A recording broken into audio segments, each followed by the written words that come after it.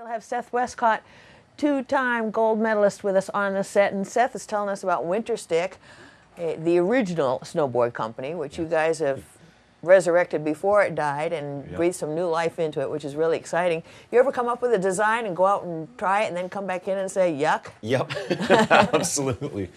No, and really that was kind of the impetus for the whole change of wanting to bring it here.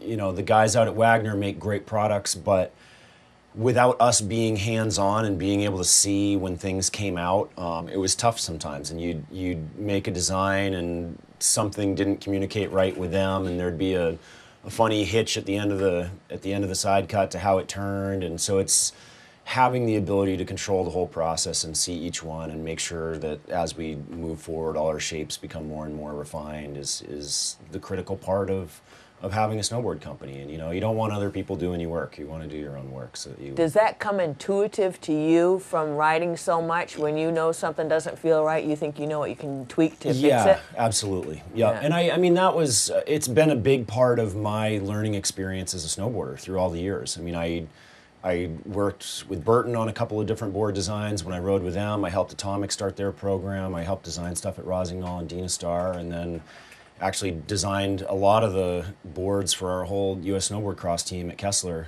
in Switzerland, and did a lot of work with him and created the boards that I won the Vancouver Olympics on. And so it's just been a gathering knowledge process for me my whole life. And so thinking about side cut radiuses and shapes and how that all works together, and then being able to sit down with a guy like Dan who has great computer experience and manifest it into an actual product is amazing. That's cool. Yeah. When you're racing, if you take all four of you and put you all on the same snowboard, would it be the same results, or does the snowboard actually have a difference in how you do? No, the snowboard. You know what I'm saying? Yeah, don't exactly. You? Yeah. No, and the snowboard does have a huge difference in how you do, and you know, we see that in the industry all the time. I mean, it's like with the side cut radiuses changes that happen in FIS alpine skiing, and you know, there's different things that affect how you're able to translate your energy onto the snow and how effectively that product can glide and enter a turn and exit a turn. And so it's, you know, playing around with those shapes and numbers end up changing someone's experience on the mountain. And I mean, I just ultimately want to make stuff that people have fun on. And so it's really a fun thing to then, you know, like the day we had with the U.S. team at Powder Mountain, to have a bunch of my teammates come back and be like, that's the funnest powder board I've ever ridden. And, you know, it's like to see that spark and light bulb go off in someone's head, and that it's affecting the way they're riding and changing their experience is really fun. That's going to be wicked gratifying. It is, absolutely. Yeah. So if people want to see the Winterstick operation here, because it is right here on the mountain. It is, absolutely. Right. Are they invited to stop by? What's the deal? They are invited to stop by, absolutely. And, you know, we've kind of reworked the whole front of the house there that used to be the Golf Pro Shop, and there's boards on display in there, and we're there 5 days a week, all week, building stuff, but weekends we tend to be around on Saturdays as well, and we're trying, you know, especially with the West Mountain Lift open, to be there, that if people want to come demo something and try stuff out, that, you know, we want to encourage people to stop in and come say hi and see what we're doing, and get people to start thinking about what their ultimate dream board would be, and have us make it for them. So. Right. Are they available for purchase anywhere now off the shelf? Well, yeah, actually right in at Downhill Supply Company. Okay. Sugarloaf and Boyne have been very supportive in this whole venture, and yeah, we've got the majority of the lineup of boards right there in the ski shop, so people should come demo something from us, see which one you like, and go over to Downhill Supply. And what about a custom-made one?